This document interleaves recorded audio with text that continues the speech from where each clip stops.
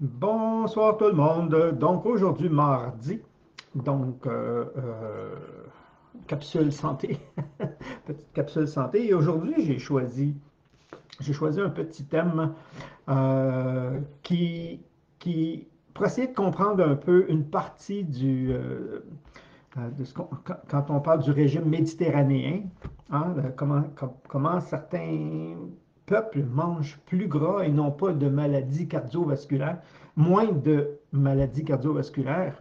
Et il y a plusieurs éléments, hein. Je ne vais pas tous les détailler ici. Ils mangent des poissons, ils mangent frais, beaucoup de légumes, beaucoup de fruits, mais aussi beaucoup, beaucoup, beaucoup, beaucoup d'huile d'olive. Hein. Puis je vais pas rester à l'huile d'olive, mais je vais m'attarder un peu sur l'huile d'olive aujourd'hui pour comprendre puis sur quel aspect je veux le bonifier, si on veut. Donc, les bienfaits de l'huile d'olive, on dit que souvent c'est une huile d'olive qui permet de vivre plus longtemps. C'est normal, si elle a un impact sur le système cardiovasculaire, on sait que c'est une des causes majeures des décès, donc automatiquement, elle va permettre de vivre plus longtemps, mais c'est pas que ça. Donc, dans l'huile d'olive, on a fait une étude encore récemment, si je ne me trompe pas, c'est l'année passée ou cette année, où on a testé sur un marqueur spécifique, c'est-à-dire les marqueurs inflammation dans le système qui sont responsables des maladies cardiovasculaires. On a pris différents groupes, on a donné différents types d'huile pour vérifier l'impact sur ces marqueurs-là, c'est-à-dire sur l'inflammation du système qui est responsable des maladies cardiovasculaires. Et il y a seulement l'huile d'olive qui le fait baisser, et beaucoup. OK? Donc, on sait que l'huile d'olive maintenant est un joueur, puis on sait dedans que c'est les polyphénols qui sont présents dedans, qui aident justement à contrôler la tension artérielle, l'inflammation au niveau du système cardiovasculaire, donc la pression sanguine, le cholestérol, et même à contrôler ce qu'on appelle le syndrome métabolique, donc ce qui cause le diabète, on va appeler ça un prédiabétique si on veut. Il vient jouer là-dessus et même un peu plus. OK? Donc, comment le minimum, on calcule en moyenne entre 15 millilitres à 20 millilitres. OK? Quand ils font des études comme ça, ils vont entre à peu près 15 et 20 millilitres. Ça veut dire c'est une cuillère à table, c'est 15 millilitres, une cuillère à soupe, une cuillère à table. On appelle ça, c'est 15 millilitres à elle tout seul. OK? C'est la dose crue, donc pas cuite. Comment on l'utilise? Ben là, c'est simple. On peut la verser tout simplement sur les légumes, sur les riz, sur les pâtes, sur les pizzas. Des fois, les pizzas, on rajoute un peu d'épices dedans, un peu plus piquant. On va les mettre dans les soupes. Moi je l'utilise souvent comme ça.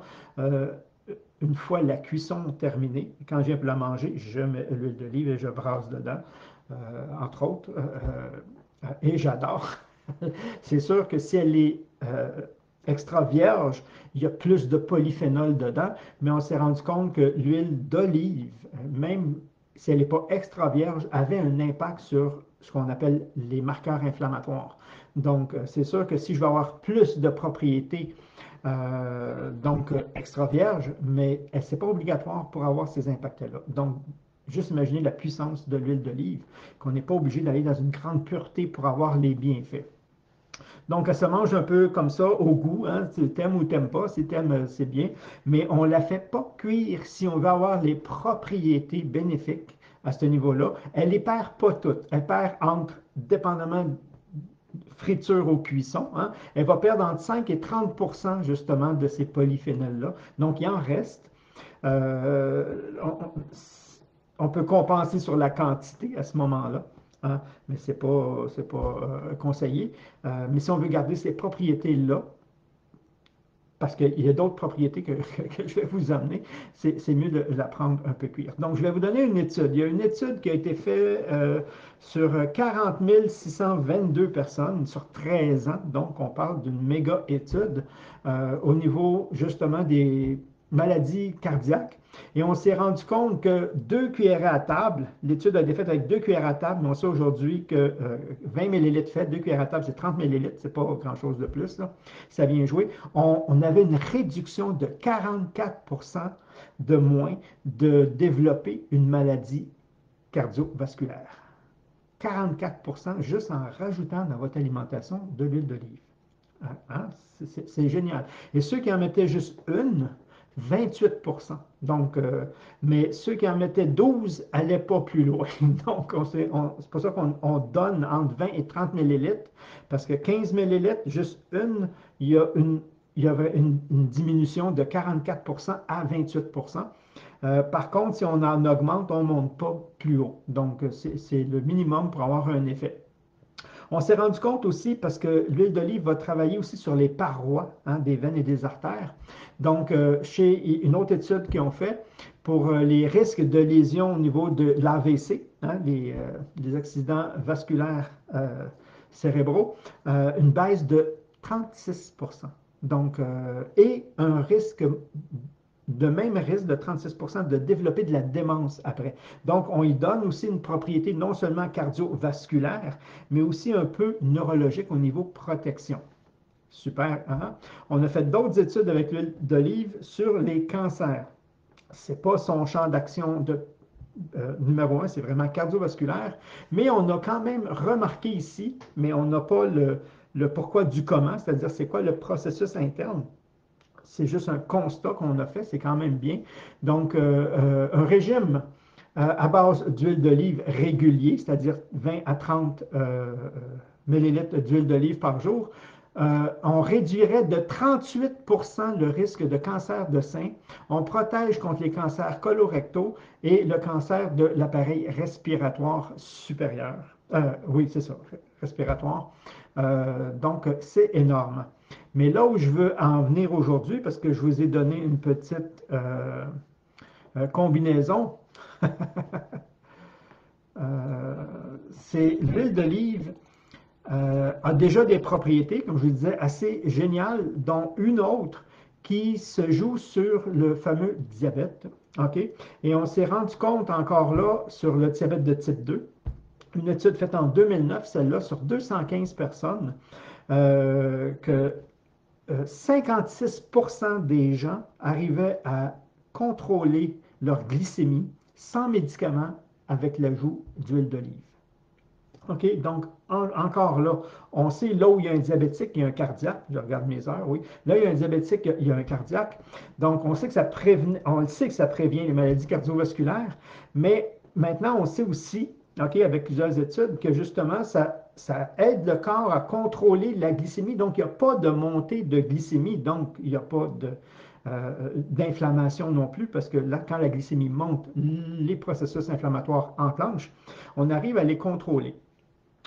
Et si j'adore, OK, le vinaigre balsamique, c'est pas obligé que ce soit du vinaigre balsamique, mais avec l'huile d'olive, hein, souvent on va trouver dans les restaurants l'huile d'olive, vinaigre balsamique, il y a même des bouteilles où on peut séparer les deux, puis on fait des petits mélanges, on trempe le pain dedans, c'est vraiment bon. Le vinaigre,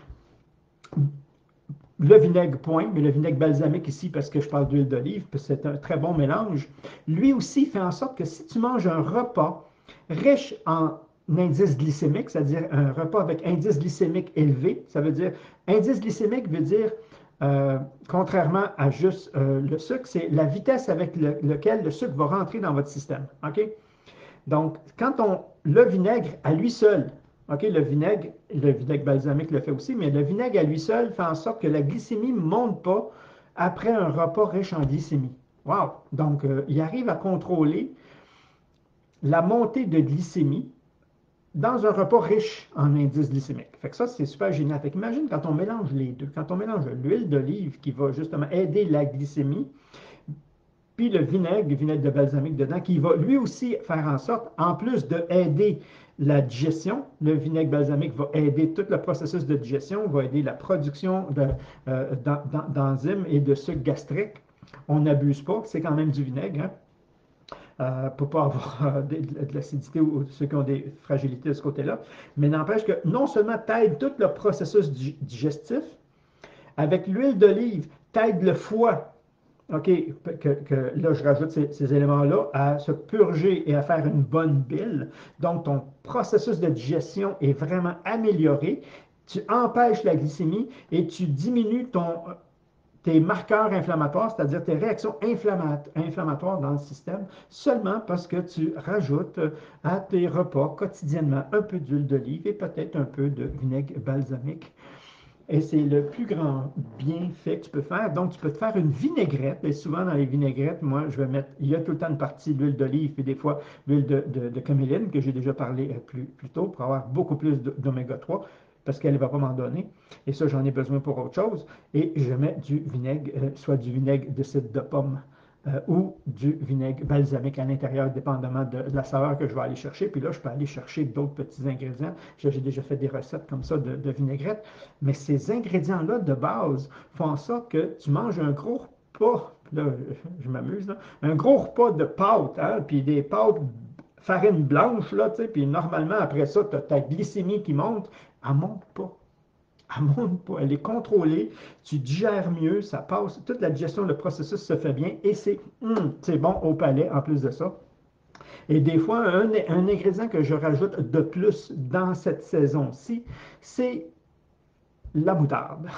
Quand on dit la moutarde te monte au nez, hein, une bonne moutarde forte, là, ou du fort, un peu de moutarde forte, un peu, si je mets vinaigrette ou même des fois dans mon mélange d'huile d'olive, ben, ce que ça fait dans cette saison-ci, en même temps, quand on rajoute, non seulement je ne veux pas faire monter ma glycémie, je ne veux pas avoir de marqueurs inflammatoires parce que je protège mon cœur, juste ça, c'est génial, c'est que je nettoie mes sinus en même temps. Quand on dit ça monte au nez, hein, la moutarde monte au nez, en anglais, on dit clear the sinus. OK, ça nettoie les sinus, ça purge. Je pourrais vous donner des recettes un peu plus tard pour ça.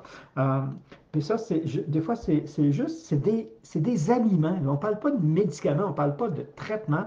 On parle d'aliments qui nous font du bien, hein, qui sont à portée de tout le monde et qui préviennent, parce que quand on parle de prévenir au niveau maladie cardiovasculaire, on sauve beaucoup de vies. Hein. C'est quand même le tueur numéro un. Donc, tant mieux si je peux avoir comme on dit, des petits trucs de base simples qu'on peut avoir à tous les jours et qui fait une grosse différence. Et ça, c'est les études qu'on fait parce qu'on ne comprenait pas le syndrome, justement, euh, au niveau du régime méditerranéen, parce que l'huile d'olive, c'est quand même gras. Et on avait des croyances dans le passé que faut que tu diminues tout ton gras parce que tu vas faire des maladies, tu vas faire du cholestérol, alors que l'huile d'olive fait baisser le cholestérol. Elle contrôle le cholestérol à elle-même. Et pourtant, c'est une huile. OK? Donc, on commence à reviser un peu les croyances qu'on avait des hypothèses qu'on donnait, puis on se rend compte avec la recherche que c'était des hypothèses, mais on se trompait largement. Et on sait aujourd'hui que quand on a ces ingrédients-là dans notre alimentation, dans le quotidien, eh bien, c'est comme l'adage qui dit, en français, en anglais, c'est An apple a day keep the doctor away. Une pomme par jour éloigne le médecin. Eh bien, c'est ça. OK? Manger des aliments plus complets, c'est ça que ça veut dire. C'est-à-dire que si je prends de l'huile raffinée à l'extrême, qui goûte plus rien, qui sent plus rien, euh, ben, il n'y a pas de propriété. Mais si je mange des aliments dans leur complexité, hein, c'est là qu'on va chercher toutes sortes de bienfaits cumulatifs. Donc, plus je varie mon assiette, plus j'ai des aliments le moins transformés, donc le plus nature possible, moins la maladie accole. L'huile d'olive, vinaigre balsamique, et vous contrôlez votre glycémie. Et c'est la maladie du siècle qu'on appelle, c'est le diabète, prédiabète. Et juste avec ces deux ingrédients-là, souvent, je ne dis pas, il y en a il y a d'autres raisons, mais on va arriver à faire en sorte que, puis ça, les chiffres les études sont évidentes. OK? On arrive à contrôler, à empêcher la glycémie de monter, à contrôler et à prévenir les maladies vasculaire. Donc, c'est beaucoup. Euh, J'adore l'huile d'olive. Moi aussi, puis on développe des goûts. Le vinaigre balsamique, la même chose. Le vinaigre balsamique, les gens ne connaissent pas des fois le vinaigre balsamique. Tu peux avoir du 1 an, du 3 ans, du 5 ans, du 15 ans. Mais là, c'est quasiment du sirop. Là. Mais n'empêche que quand on a le bec fin un peu, des fois, on joue avec ces saveurs-là. La moutarde de Meaux, oui. La moutarde de Meaux, elle est beaucoup La moutarde de Meaux ne monte pas au nez. OK? La moutarde de Meaux, elle est douce. La moutarde, il y a de la jaune, hein, il y a de la brune. La moutarde canadienne, c'est du grain brun qui fait la moutarde de Dijon. OK? Donc, plus forte. Et c'est celle-là, comme on dit, c'est la moutarde forte qui monte au nez. Crois-tu que le vinaigre balsamique peut aider même les diabétiques de type 1 à diminuer parce que la différence entre le type 2 et le type 1, c'est qu'il n'en produit pas d'insuline. L'autre, il résiste. Hein, c'est une résistance. Mais oui, le vinaigre balsamique, le vinaigre et l'huile d'olive vont faire en sorte que dans les deux cas, la glycémie va monter moins. Donc, le corps ne va pas se mettre à en produire, mais il va avoir besoin de moins. OK? Parce que comme la glycémie ne monte pas, quand la glycémie monte, l'insuline, il faut qu'elle suive le même niveau. Donc, un diabète 1, il n'en produit pas. Donc, on ajuste les doses d'insuline à justement le niveau de glycémique. Donc, s'il monte moins haut, je vais pouvoir me donner moins d'unités. Fait que oui, ça aide aussi. Manger cru, je vous le dis tout de suite, pas obligé de tout manger cru, mais j'ai contrôlé des longues périodes des diabètes de type 1 seulement avec l'alimentation, des petits suppléments comme ça de base, mais juste avec l'alimentation, parce que quand tu manges, plus tu manges transformé, moins il y a de fibres, plus la glycémie monte vite.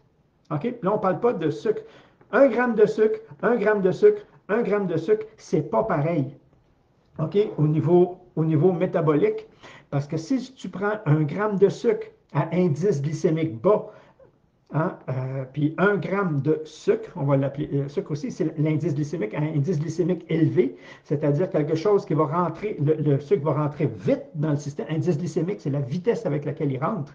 Lui, il va faire monter la glycémie, alors que l'autre, non. Fait que les sucres lents, qu'on appelle les sucres à longue chaîne, c'est des sucres quand même, le corps en a besoin, mais parce qu'ils montent lent, rentrent doucement dans le corps, il n'y a pas de montée de glycémie. Il n'y en a pas. Il y a juste assez de sang dans le corps, de sucre dans le corps pour sa consommation, son utilisation, qui fait qu'il n'y a pas besoin de l'entreposer. Mais s'il monte rapide, je suis obligé là, de le faire baisser parce que trop haut, il n'est pas bon. Donc, il faut qu'il reste dans ma marge. Et si je mange et il reste dans ma marge, je n'ai pas besoin d'insuline.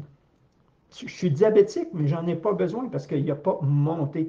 Parce que le corps en a besoin d'un minimum. Parce que s'il baisse trop bas, hypoglycémie, glycémie élevée, glycémie basse, hypoglycémie, là, à l'inverse, tu as d'autres problèmes parce que le corps en a besoin. Fait qu'on veut le garder ici. Fait qu'on a besoin des sucres, mais on n'a pas besoin de sucre raffiné.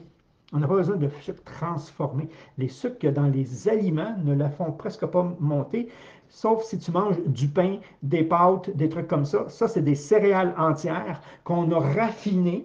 OK? Donc, on perd beaucoup de fibres, on perd beaucoup de substances. OK? On les vide de 26 nutriments, on en rajoute 14, puis on appelle ça enrichi. Ça, c'est ce que c'est. Mais le fait de l'avoir mis en farine fait en sorte que ça a un indice glycémique très élevé, presque aussi rapide que prendre 1 gramme de sucre blanc comme ça. OK? Et c'est ça qu'on veut éviter. C'est ça que va aider justement l'huile d'olive. Là, je passe mon temps. C'est ça qu'on va éviter avec de l'huile d'olive et du vinaigre.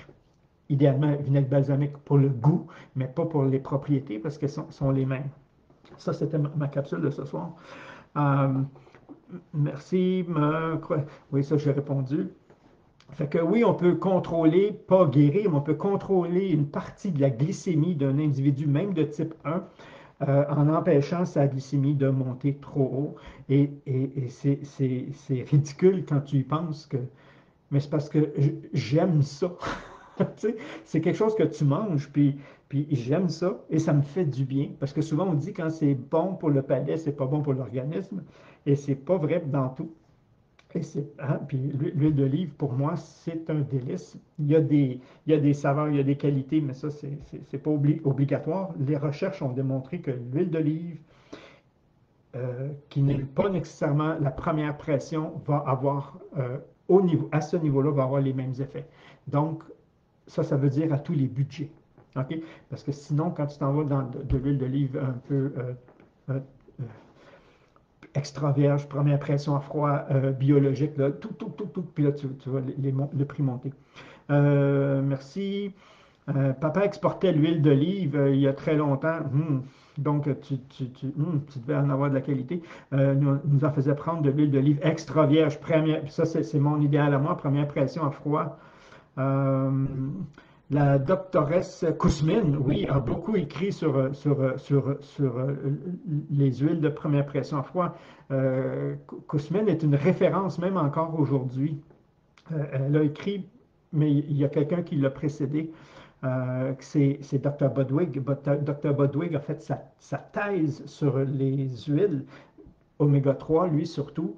Et de là, Kousmin a prolongé les travaux de Dr. Bodwig. A beaucoup écrit sur les huiles à froid. Je ne savais pas que le vinaigre balsamique, le vinaigre à la base le fait, mais le vinaigre balsamique, c'est juste parce qu'il y a une saveur de plus, est aussi bonne. Bonne continuation. Merci, merci, merci, merci. Donc, pas de questions là-dessus. Merci. Donc, une autre capsule santé de base. J'espère que vous avez aimé. Si vous avez aimé, tant mieux. Vous pouvez partager. Sinon, commentez. Comme je vous dis, ça fait toujours plaisir de vous lire. Et sinon, à mardi prochain pour une autre capsule santé. Bye bye tout le monde.